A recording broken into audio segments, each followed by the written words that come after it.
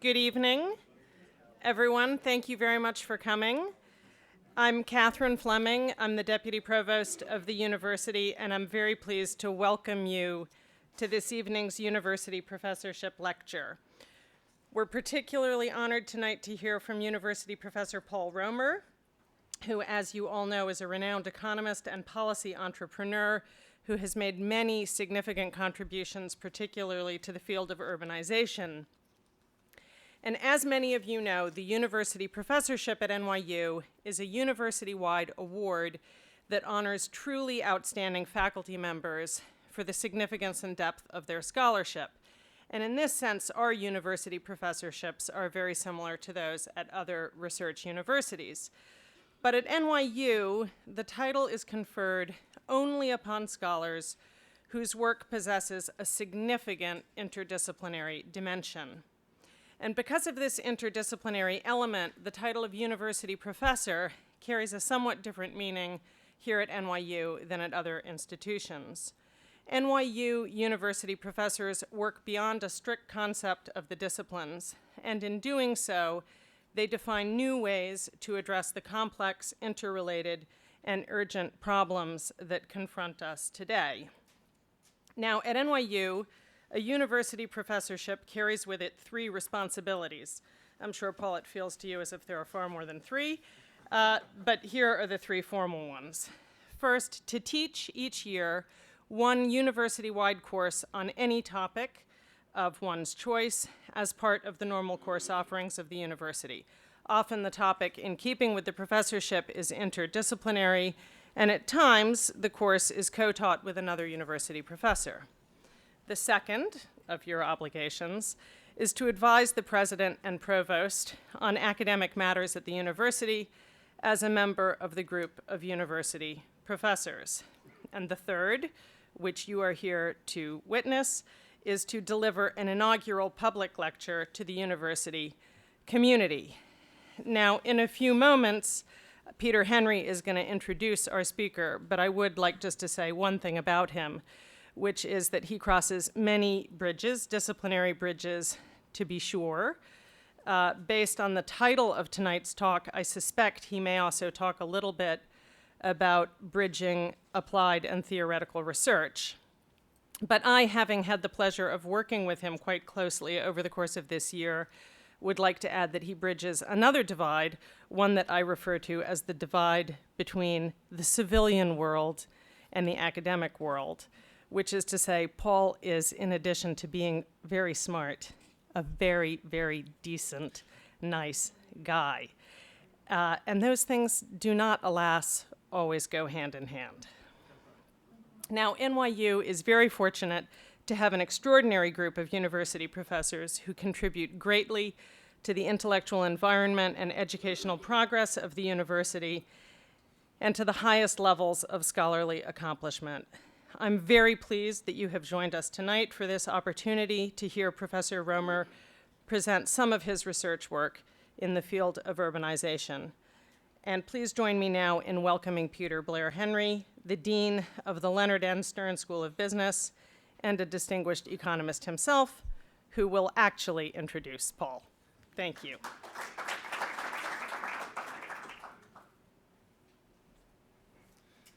Thank you, Katie. It gives me extreme pleasure to introduce my colleague, mentor, and friend, professor of economics at the NYU Stern School of Business, university professor at NYU, interim director of the Marron Institute, and director of the NYU Urbanization Project, Paul Romer. Tonight's lecture, viewing urbanization through Pasteurs Quadrant,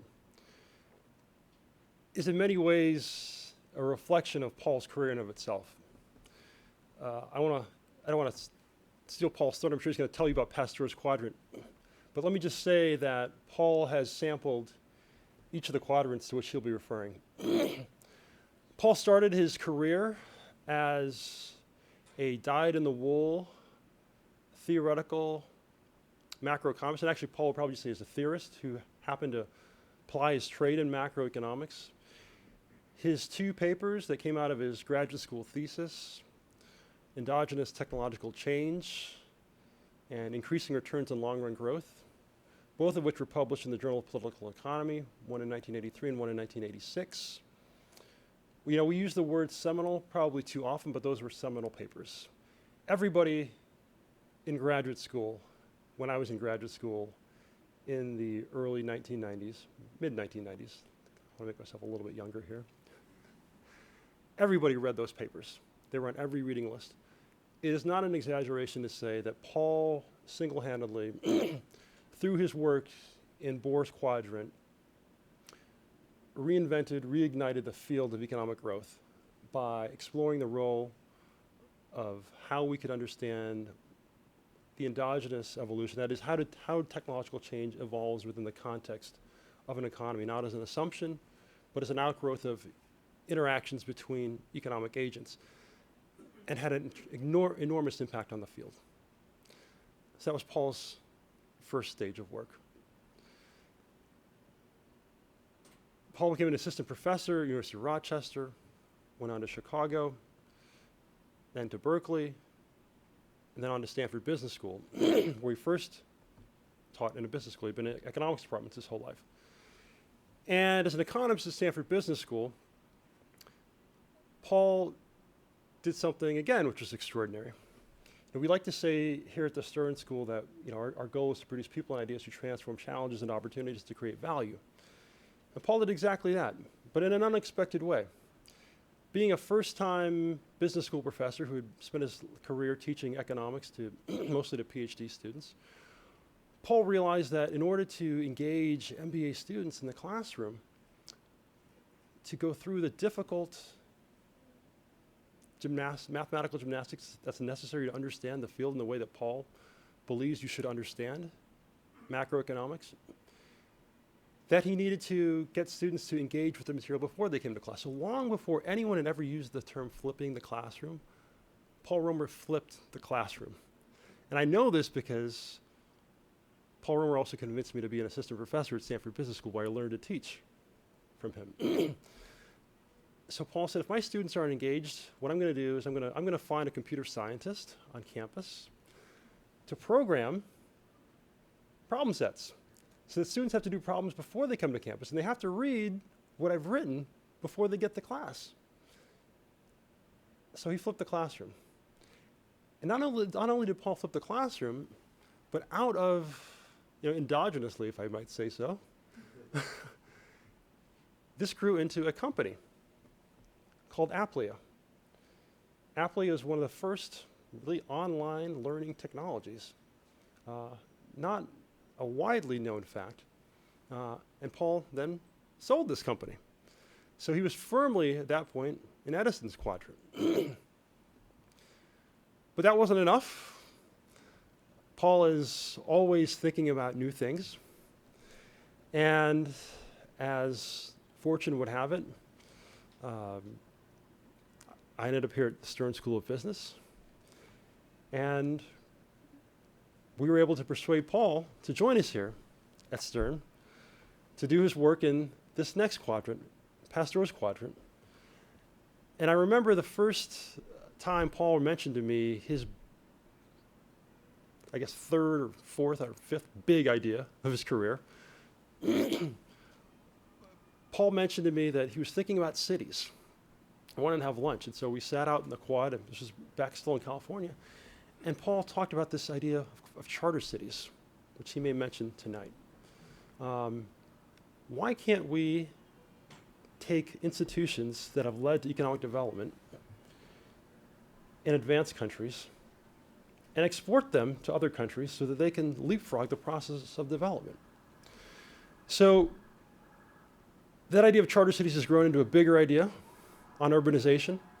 So we're thrilled to have Paul here as the first university professor ever at Stern. And just thrilled, Paul, to have you here at NYU. And ladies and gentlemen, without further ado, Paul Romer.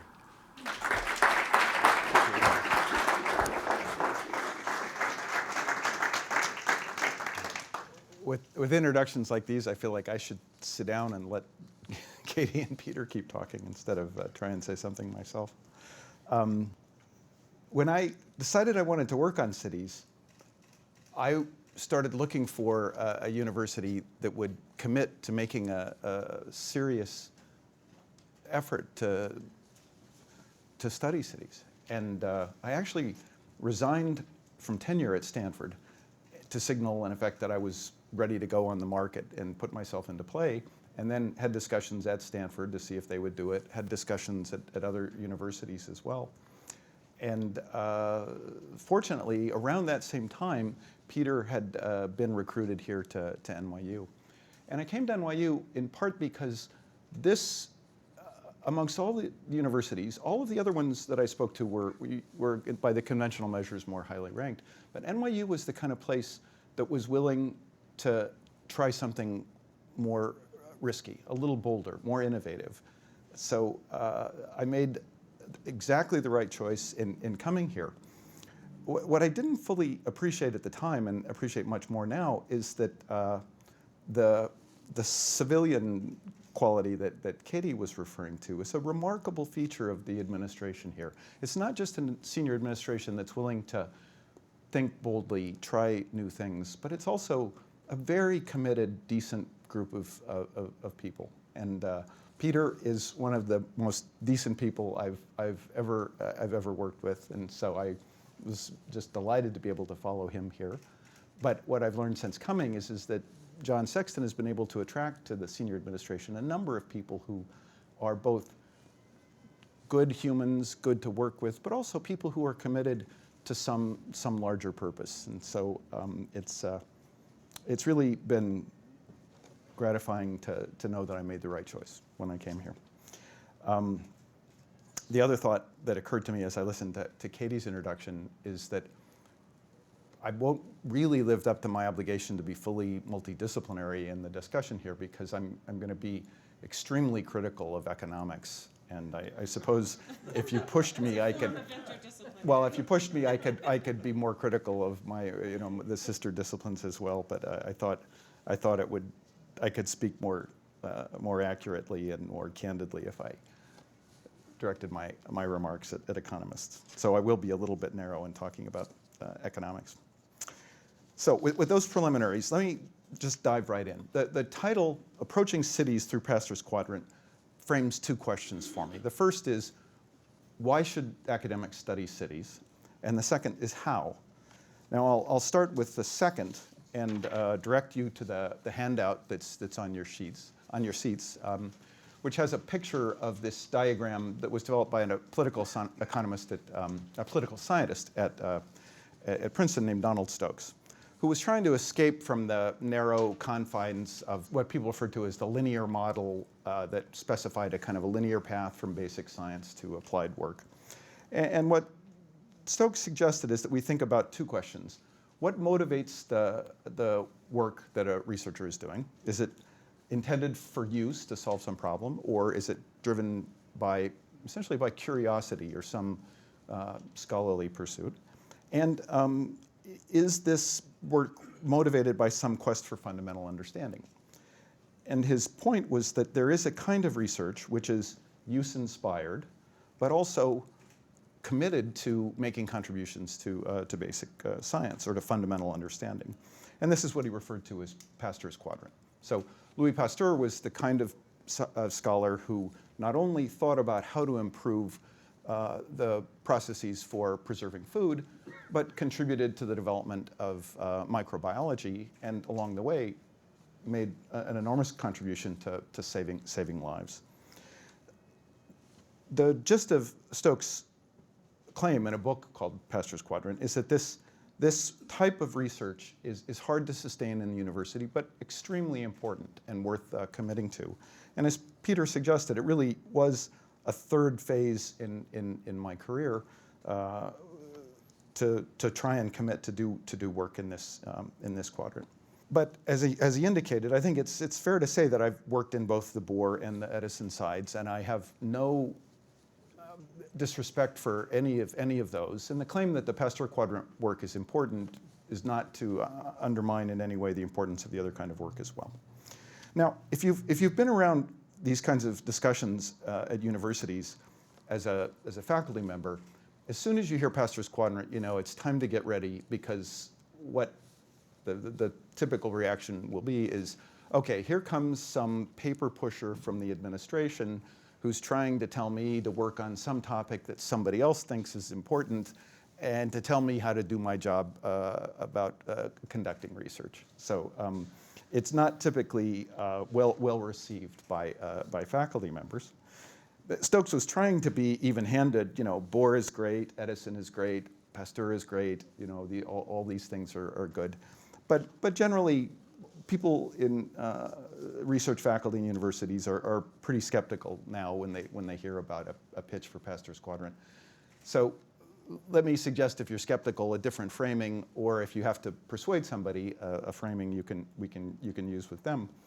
So think about the circumstance where your child is sick, seriously sick, serious pain in their abdomen. You have to take them to a doctor, and you could deal with somebody who does Bohr-style science, who could tell you about, well, here's the existing theory, and I can make sense of what's going on in the circumstance with your child based on our current theoretical understandings. Or you could go to a surgeon. I had a very good friend, close friend, who was a surgeon, and she persuaded me that surgeons were different from other people precisely because they had to make decisions. Their decision is presented with a child with severe pain in the lower right quadrant is, we're either going to cut or we're not going to cut.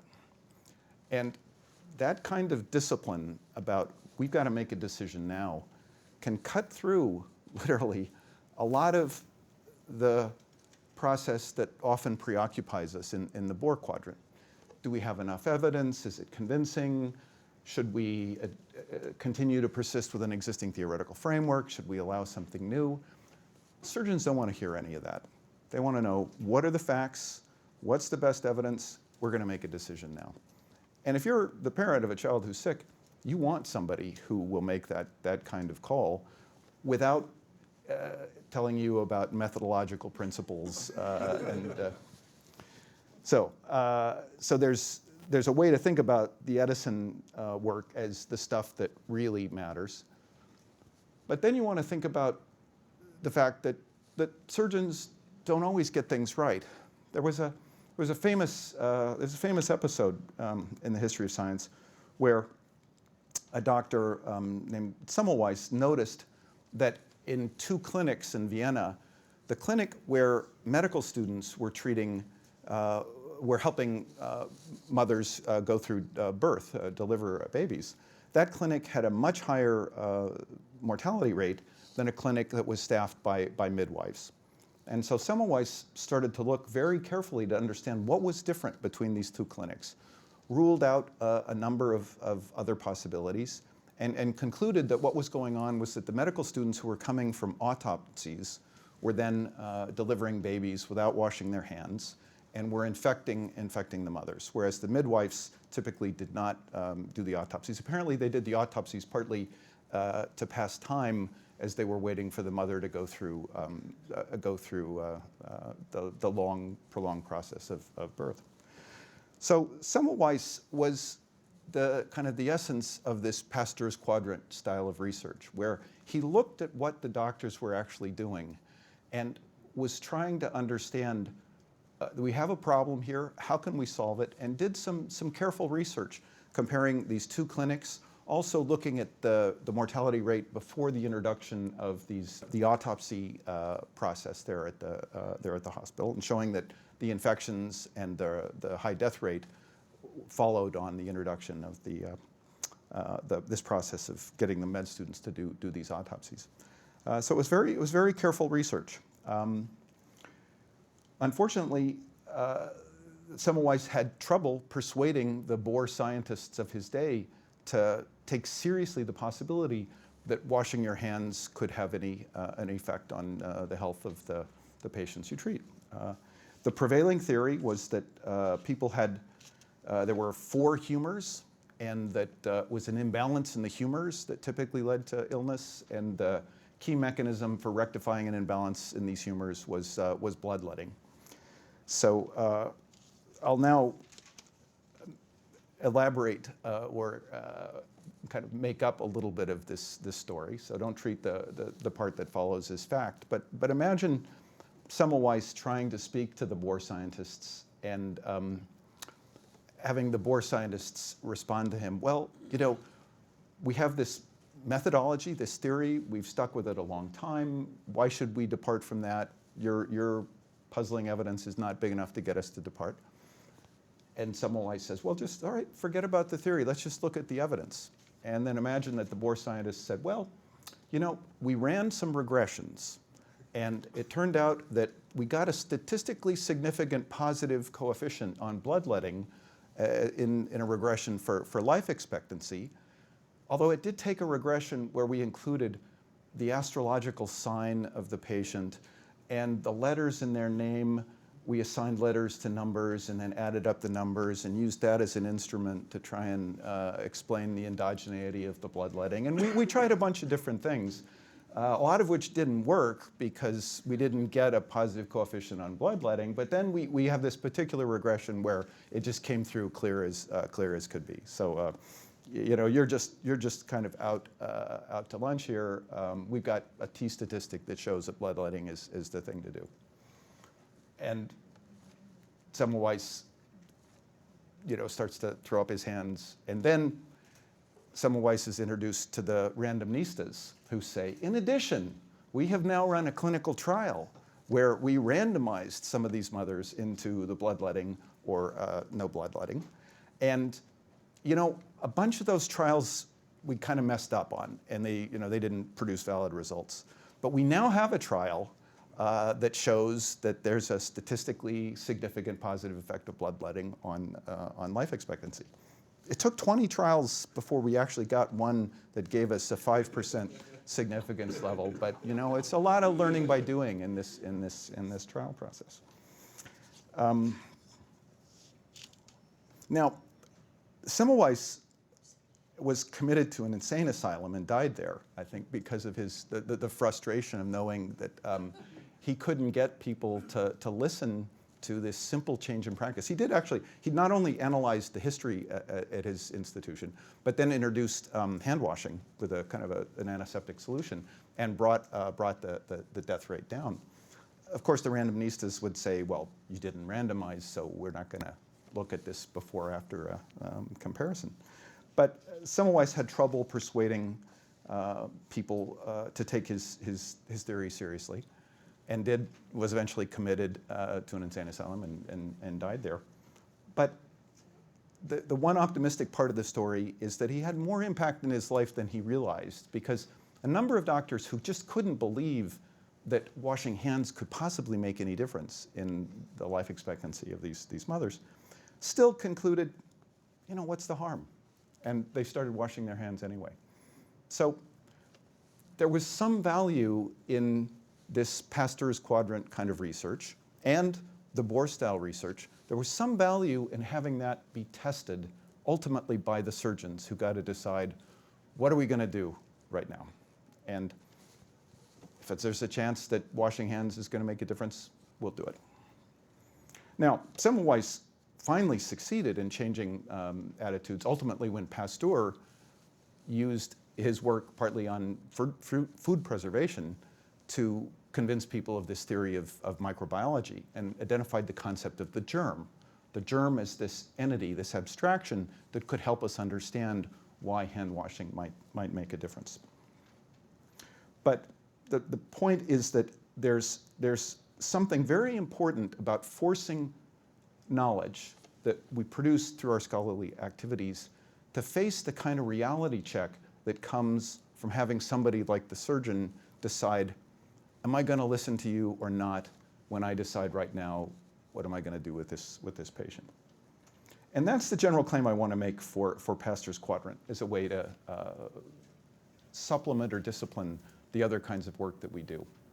It's not just that this is a faster way to get to applications or solutions to problems, but it's also essential for disciplining the Bohr-style science, which risks going off into a kind of a closed, incestuous kind of discussion that just loses contact with reality. So in arguing for Pasteurs Quadrant, I'm at least as interested in the contributions to fundamental science that might come from this approach as I am to the very real applications that might emerge that change the quality of life in cities around the world. And so if you are suspicious or you run into colleagues who are suspicious about Pasteurs Quadrant, I hope you'll be able to persuade them that this is really part of the story, the part of the process for doing the best job we can do in basic science. There's a tension here in this talk because I also want to claim that cities are a very useful abstraction. And moreover, I want to claim that abstraction is an incredibly important part of how we learn.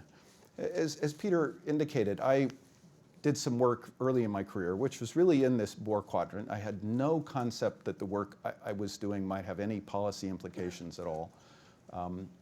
I can actually remember the moment where I read something in the newspaper and had this flash of realization, oh, the stuff I'm writing might actually be used by somebody to justify a policy. And I can still remember how frightening that was when it occurred to me.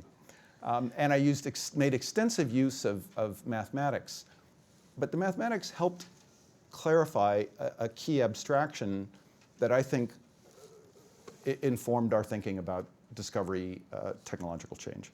I won't say any more about that, but if I can direct you to this item number 2, part of what I was thinking about at that time, about the process of science, what leads to good science. I had not yet at that point been exposed to Pasteurs Quadrant, but part of what it seemed to me was that there's a kind of an arcing process to our inquiry, where we start with the observations about everyday experience.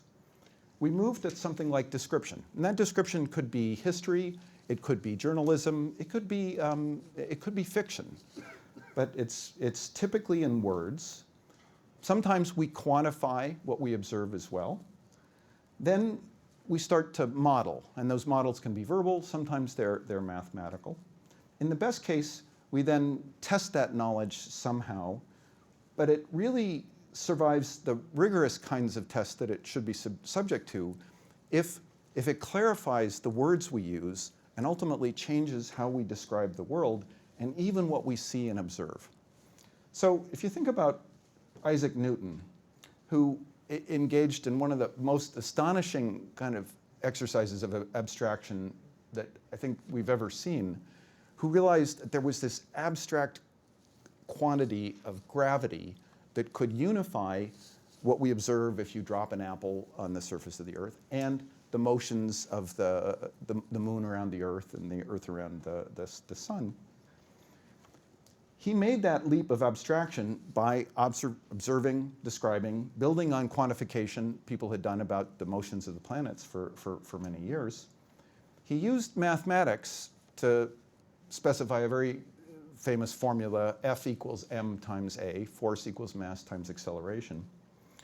And scientists will disagree. I guess this is my one piece of interdisciplinary work, because I was a physicist as an undergraduate, and scientists will disagree. I think the only way to make sense of force equals mass times acceleration is as a definition. This is not an assertion that's testable anyway, because there really isn't any way to measure force other than measuring mass, which we know how to do, and measuring acceleration. So in a sense, all Newton did was define a word. Up until then, there was some other words that people had used in Latin, vis viva, this kind of vital force of moving objects. But Newton defined force.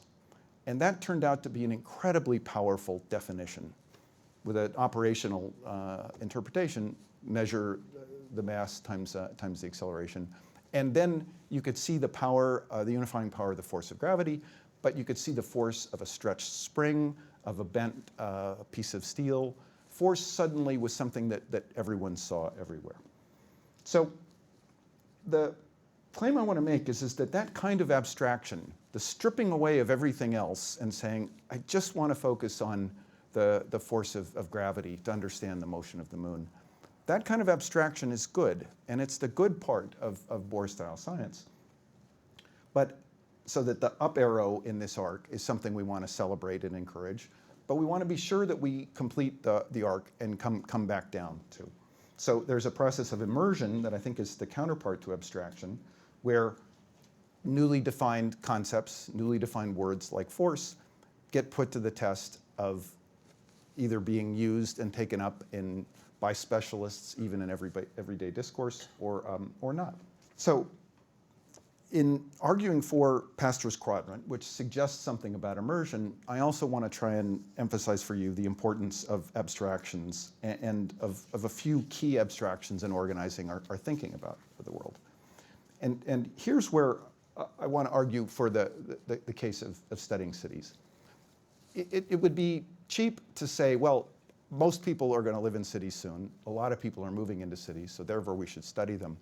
But most people live in the atmosphere, and it doesn't mean we have to study the atmosphere. The real question is the city a useful abstraction for organizing our thinking about the really important questions in social science or life?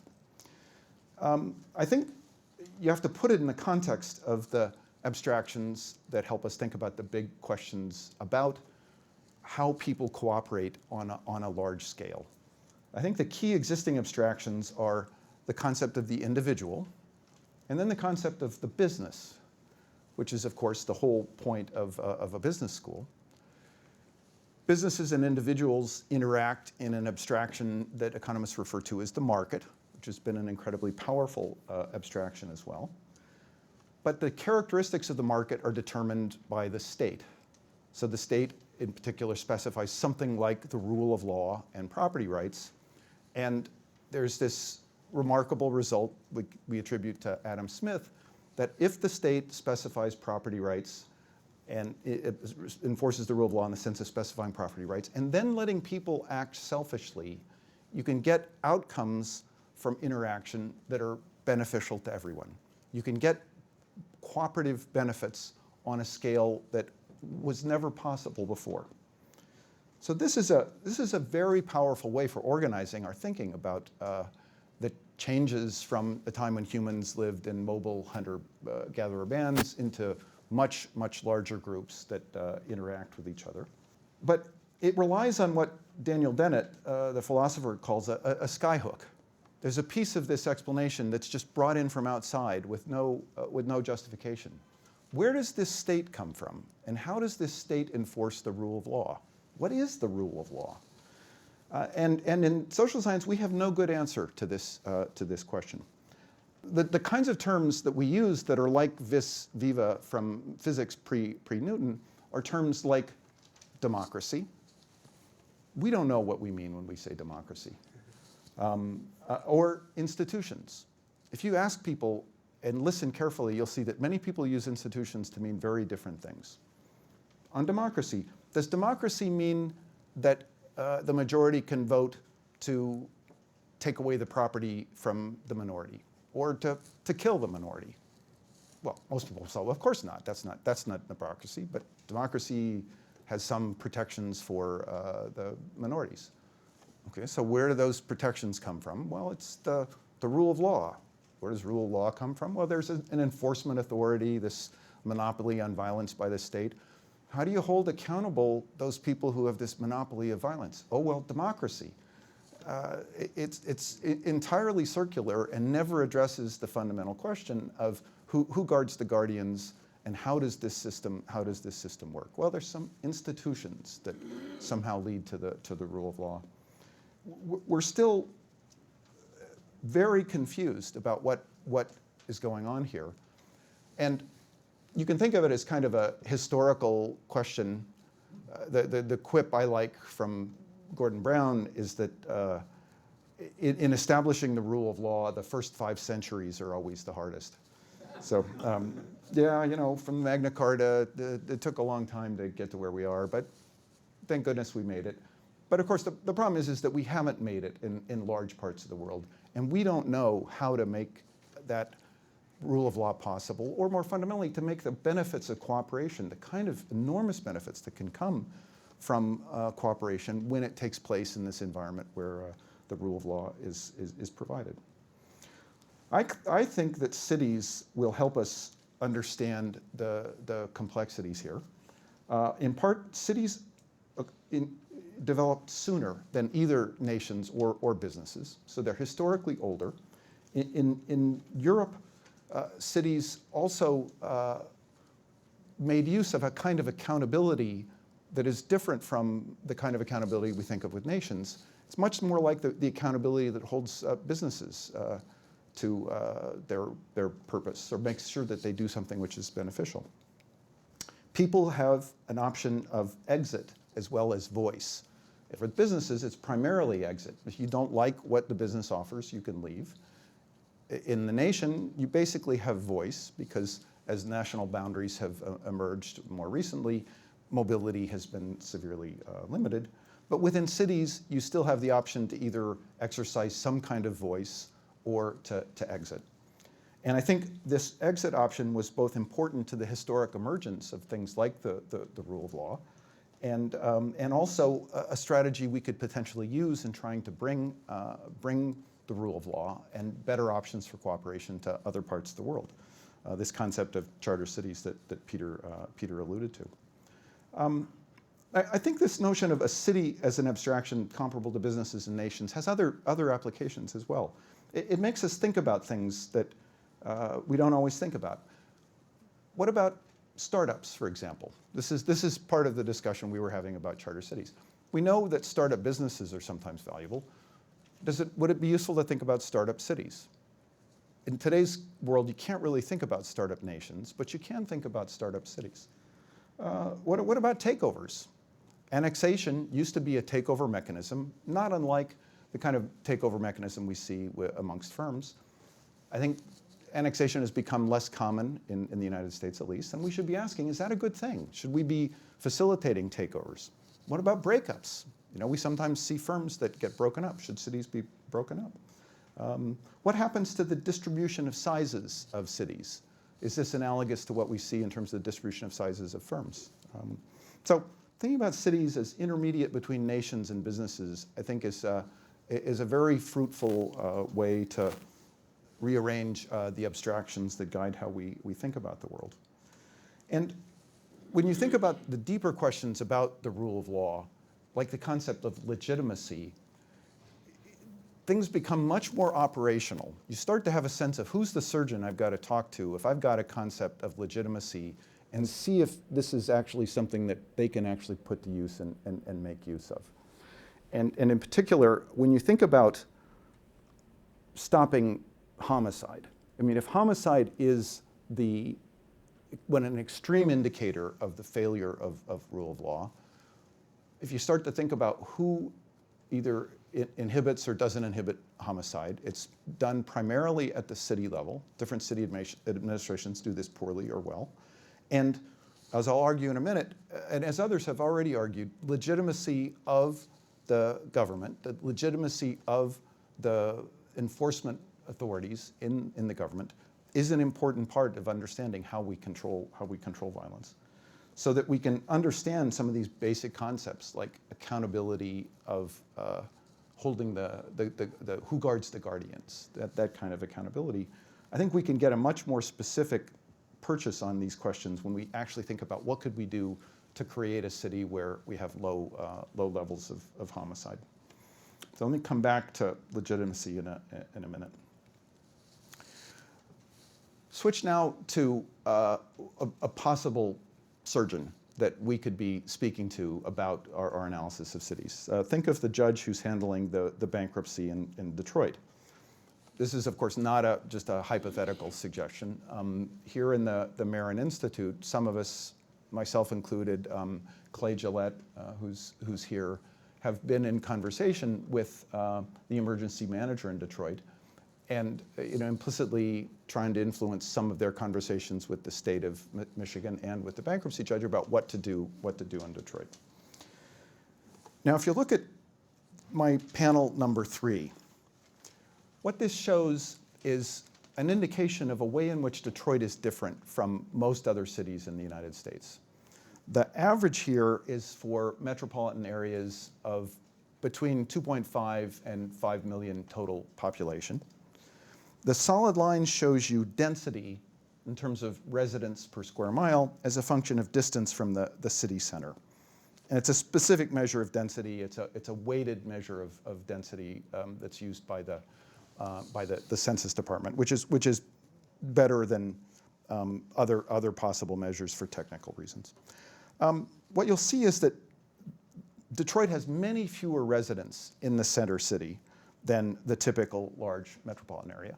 This is something which, again, is completely self-evident to somebody who's seen the facts on the ground, somebody in the Edison quadrant who's walked around Detroit. It's very low density right now. You can also see that density has been falling in Detroit, although that fall in density hasn't been primarily in the area close to the very center of the city, but it's been out at this distance of more like 4 to 8 miles. But between 2000 and 2010, we've seen a big fall in the density.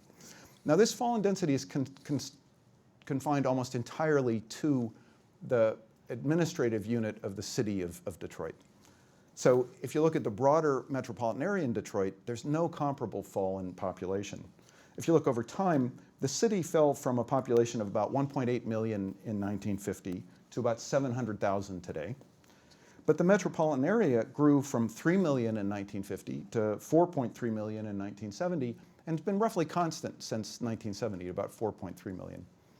So you can't explain problems in Detroit with some shock which undermined the entire metropolitan area. There was something specific to the city of Detroit that we have to understand.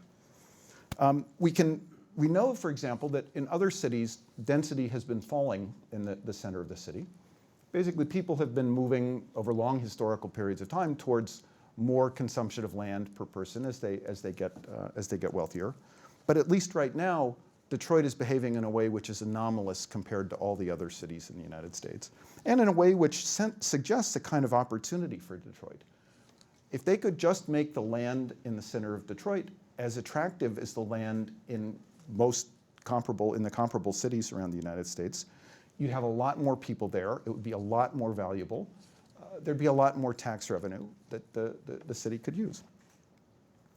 Now, you can imagine a kind of vicious circle that could be operating right now, where Detroit loses people, they lose revenue because the tax base falls, they have less to spend on the police, therefore crime gets worse, and they continue to lose people. And if that cycle is not interrupted, you could conceivably have Detroit basically go to complete disintegration. And the fourth panel shows you a picture of the homicide rate by police department. So this is not the homicide rate for metropolitan Detroit, but it's a homicide rate for the police department of the city of Detroit. Detroit is now the highest homicide rate city in the United States. If I included Washington, D.C., you would see a spike in the 80s that went off the scale and made the rest of the chart harder to read. But homicide has come way back down in D.C., so that now Detroit is the most violent place in the United States. And homicide is a good indicator because it's relatively well measured. So there's at least a reasonable conjecture that part of what's going on in Detroit is that crime has gotten so bad that people will leave. It's gotten so bad that the value of the land in Detroit is essentially negative. You could buy a house in Detroit for less than the cost of building the house. So it's like you have to be paid to live on that piece of land by being able to get a house at a big discount relative to its cost. And it's hard to think of a city-administered service that could be so harmful that it actually drives the value of the land negative, other than failures of policing, which lead to high rates of crime. So one of the challenges for the judge is to ask, perhaps we need to take the legacy costs, which are another drain on the revenue that city can attract. These are costs that are paying for services that were provided in the past, either because the city borrowed when it made expenditures on those services, or because it promised to its workers pension payments and retirement health care. So the kind of triage decision that a judge, surgeon might have to make is, we're just going to say we cannot pay the claimants on these legacy costs because we have to preserve what resources we have to pay for something like policing to then try and save Detroit. Now, that argument makes some sense, but there's a critical parameter in there which we need to think about. There's some parameter which tells you the efficiency with which the police department of Detroit converts $1 of revenue into a policing service that reduces crime. And if the problem in Detroit was partially that they were not good at converting dollars into policing services that reduce crime, then there's a big opportunity associated with helping them become, or forcing them to become, more efficient in policing. And if one just reduces legacy costs but doesn't address the efficiency of delivering the kinds of effective services that you need to deliver when you pay for something like policing, if you just address the legacy costs, you may not solve the problem in Detroit. So now here is where I become very critical of economists and their contribution to this question. There's been a bunch of work in economics in the last 20 years, concentrated more recently on the determinants of crime. And what the economists have done is basically ratify a theory of crime that developed in the 1960s that people refer to as the root causes of crime. Crime is caused by these root causes that have to do with having children grow up in disadvantaged environments, and then they become criminals, and after that happens, there is nothing you can do. The belief through the 60s and the 70s was that there was nothing the police department could do to influence the crime rate. They could clean up afterwards, but the number of crimes was predetermined by these root causes. And the science, the work that's been done in economics since then has largely reinforced that perception. There are claims that incarceration does reduce the crime rate, because if there are people who are more likely to commit crime, if you just remove them from the population, they may commit crimes in prison, but we usually don't measure those crimes. So you see less crime in the rest of the population. And some influential work also suggesting that the introduction of abortion meant that there were fewer children who were raised in circumstances that would have these root causes that would then lead those children to commit crime. So this work in economics has reinforced a presumption about what our options are for sustaining public safety that was current in the 1960s and 70s, but which people working in police departments, people who actually had to make decisions in the trenches, just decisively rejected starting in the 1990s. They concluded that it was possible to use police resources to prevent crime. We could actually deter people from committing crimes if we did our job as police effectively. The New York City Police Department was a leader in this effort. When Bill Bratton took over, one of the first things he said is, we're going to lower the crime rate this year by 15%, because we know how to do this, and I can show you we can do this. And implicitly he was saying, you, the voters, you, the administration of the city, need to hold the police department accountable, because we can influence crime, and if we don't do it, you should fire us or change the structure of the department. So Bratton made those claims, was successful in his first year at hitting his target for the reduction. I don't remember what he promised was the 10% reduction or 15% reduction, but whatever it was he promised, he exceeded that. And since then, what's really percolated throughout policing in the United States is an awareness that there are things that police departments can do that can influence the crime rate. Now, there are criminologists who've paid attention to what the police are doing, who basically were like the surgeons who just dismissed this claim about abortion in explaining the decline in crime we've seen in the United States, because it just didn't pass even the very first pass analysis with the data. But I think even the criminologists have actually been a little bit narrow in their focus. There's been a look to find what's the silver bullet. Is it CompStat? Is it hotspot policing? And I think that's not where the analysis needs to go. The analysis really needs to go into how is it that an organization like a police department learns?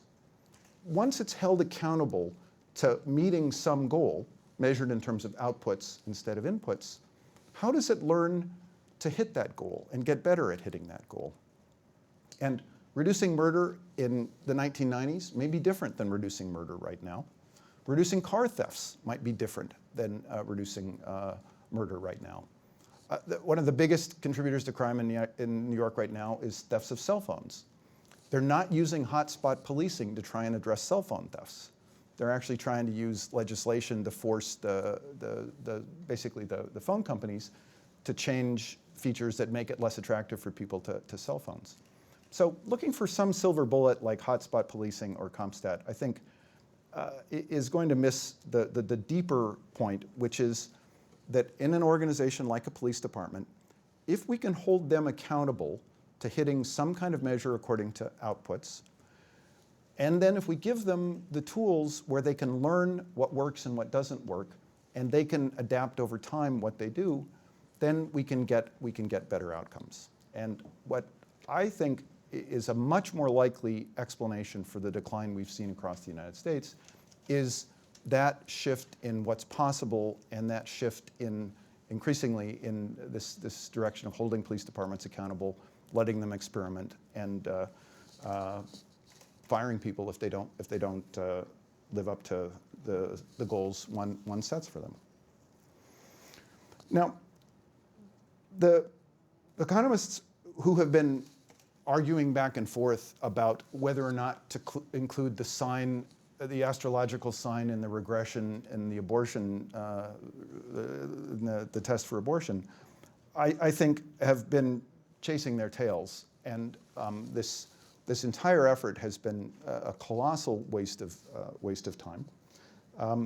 It doesn't fit the basic facts of the timing of when abortion was introduced in different states. The commonly heard assertion that the crime rates have fallen at the same rate across the entire United States is just plainly wrong. If you look at Philadelphia here, you look at Detroit, you look at Indianapolis, where crime peaked much later. No story about abortion is going to tell you why the crime peaked so many years later in Indianapolis compared to Philadelphia or New York, and why the pattern in Detroit is so different. Moreover, the most fundamental prediction of this theory is that you should see differences in cohorts, that you watch at a particular point in time. There are some young people, say they're 18 or 19, who grew up allegedly in conditions that are less likely to expose them to these root causes of crime because their parents had the option to use an abortion rather than have an unwanted child. Those 18 and 19-year-olds, as a group, should be the ones who are committing much less crime, and the overall crime rate is down because the crime rate amongst those young people has gone down a huge amount, whereas the crime rate of the older 21, 22, 23-year-olds has not changed. And the data does not look at all like that. The data looks like period effects, where in some periods, in some cities, the crime rate comes down across all of these cohorts with no systematic difference across cohorts. So the criminologists basically rejected this abortion hypothesis just right from the get-go because it didn't pass that test. Whereas this kind of disconnected Bohr-style science and economics has let this controversy run way too long. And the right conclusion, I think, is just that it's a waste of time to even pay attention to that discussion. Let me just assert as a caveat that there is a chance that we will have a similar round of wasted effort around the hypothesis that lead is the explanation for the rise in crime and then the decline of crime. I have not looked at the literature as carefully on this, but I'm very skeptical. And the lead story has got to be another story about cohorts, that the kids exposed at a young age to an environment with less lead because we took lead out of gasoline. Those cohorts should behave differently at the same point in time than kids who grew up in environments with more lead. I'm very skeptical that we're going to find the kind of cohort effects that are going to rationalize the lead story. So I think we have to take seriously the idea that police practices really matter here. Now, let me describe some Pasteurs Quadrant work that I think we can celebrate compared to this war-style work in economics. There was a judge in Hawaii who started a program called HOPE, which was designed to solve the problem that the people on probation typically fail to live up the terms of the probation. They're given what seems like a less onerous sentence after being convicted of a crime. Instead of being incarcerated, they're put on probation, but they're told they have to do certain things, like show up for meetings with their probation officers and not test positive for drugs. In most jurisdictions, the probationers do not show up for their meetings frequently. They're told in advance when they'll be tested for drugs, and even then, they sometimes test positive for drugs, sometimes multiple times. The problem with the system is that the only punishment that's available is the very harsh punishment of revoking probation and then enforcing the sentence, often a multi-year sentence, for the crime for which they were committed. So you leave the criminal justice system with this very harsh punishment, which the system is unwilling and incapable of implementing with any frequency. Any sentence that harsh has got to go through a careful review process. There has to be defense attorneys involved. There has to be a judicial hearing that determines whether somebody is sent back to jail for many years. The probationers, even just to file the forms to initiate this, the probation officers to file these forms have to exert a huge amount of time. Then they have to be present in the court hearings and so on and so forth. So this judge said, look, there's an alternative solution here.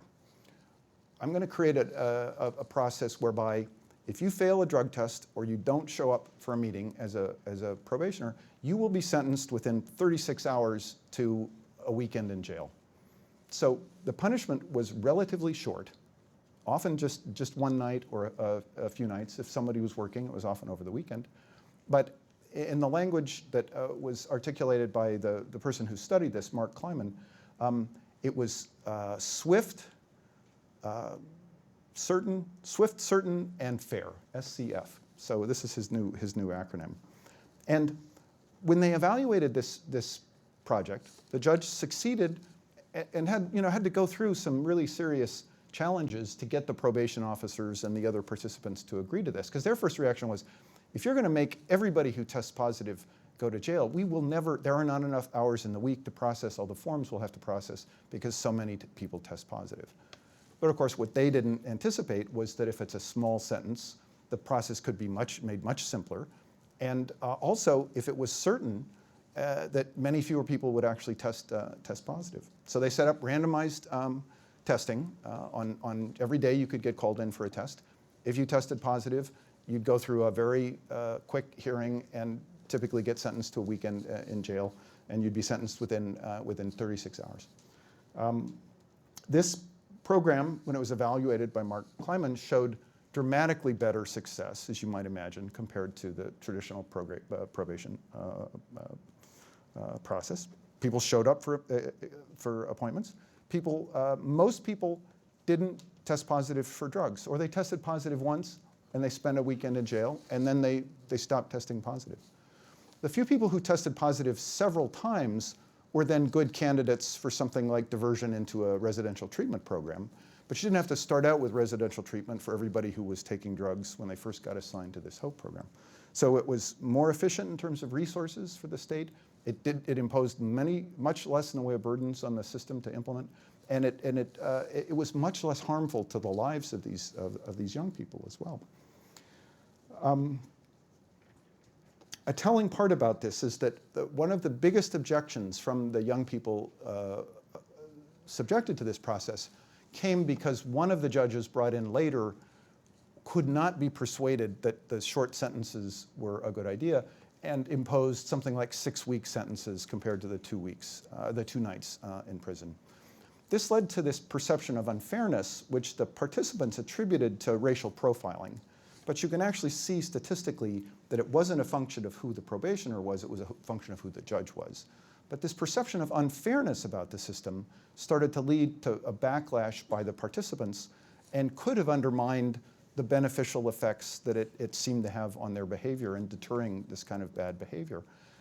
And so this work is immediately throwing up a question about fairness that's related to questions about legitimacy that other people who've been looking carefully at the criminal justice system have raised. People like Tom Tyler, who I take it used to be here at NYU, and Tracy Mears at Yale Law School.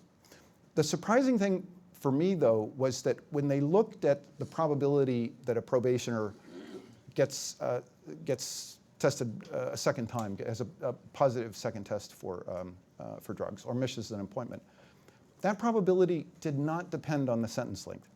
You could sentence them to 6 weeks in jail or 2 nights in jail, and it didn't influence their behavior.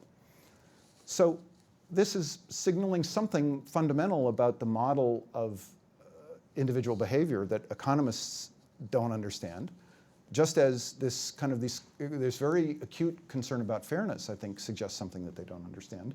And I think this could be the basic science contribution that could come out of this attention to what are the true foundations of the rule of law.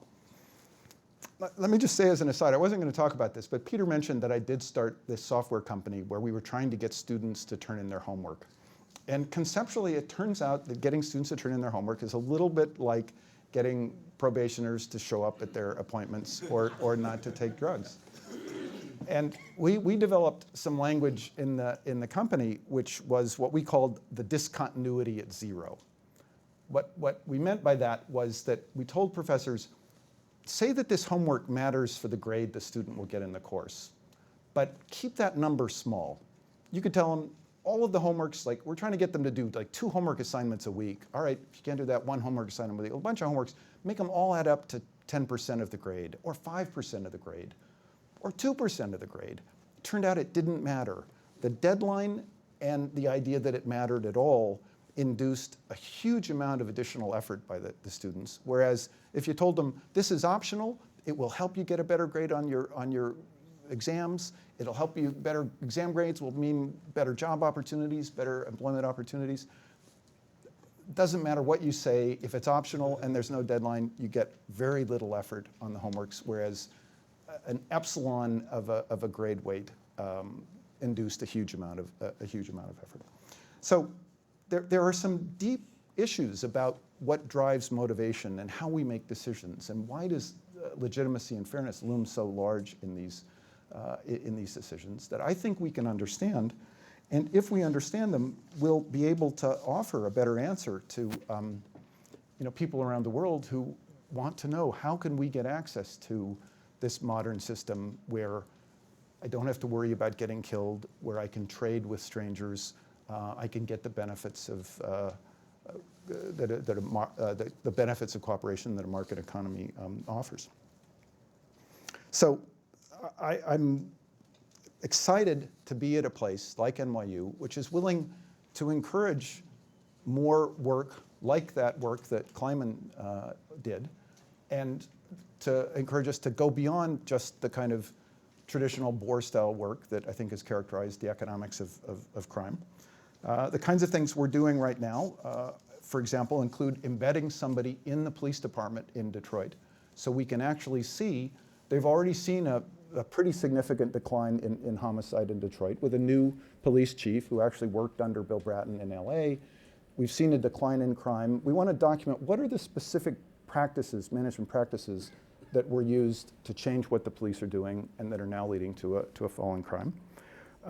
We're looking to do a case study of a similar crime reduction program that was initiated by somebody named David Kennedy, who'd done some work in Boston and has a book called Don't Shoot. But we're going to do a case study of High Point, North Carolina. We're doing other work on things like air pollution that is a different set of, poses a different set of practical challenges, and how the political process can actually make compromise decisions that are informed by science about air pollution, using a real success story here in New York City that was the result of some intervention by people at the Institute for Environmental Medicine in the policy formation process.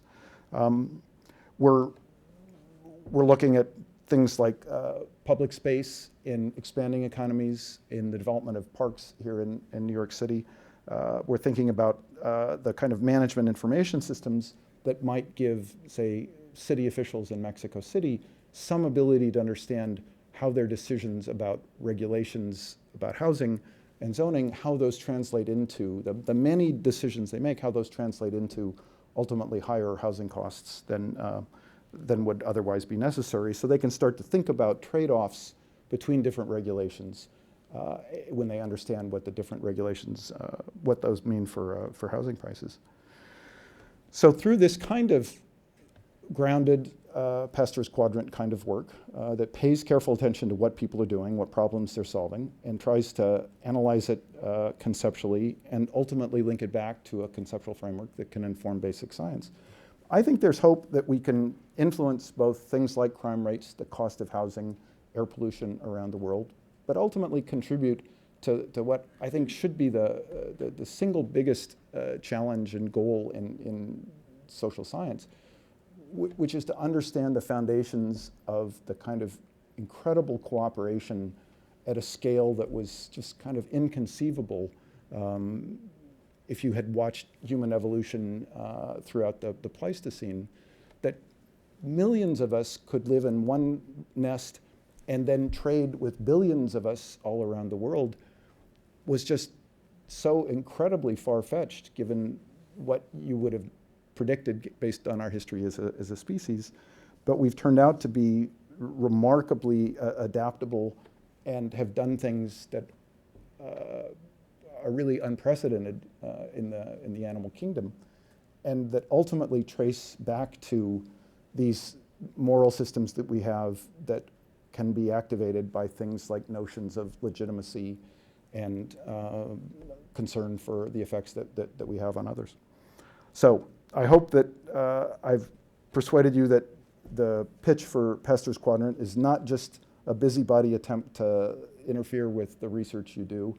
And I hope that I've also persuaded you that the work that we're doing in this quadrant may be of interest to you in the kinds of basic science inquiries that you make, and may lead to unexpected connections in many different places. Thanks.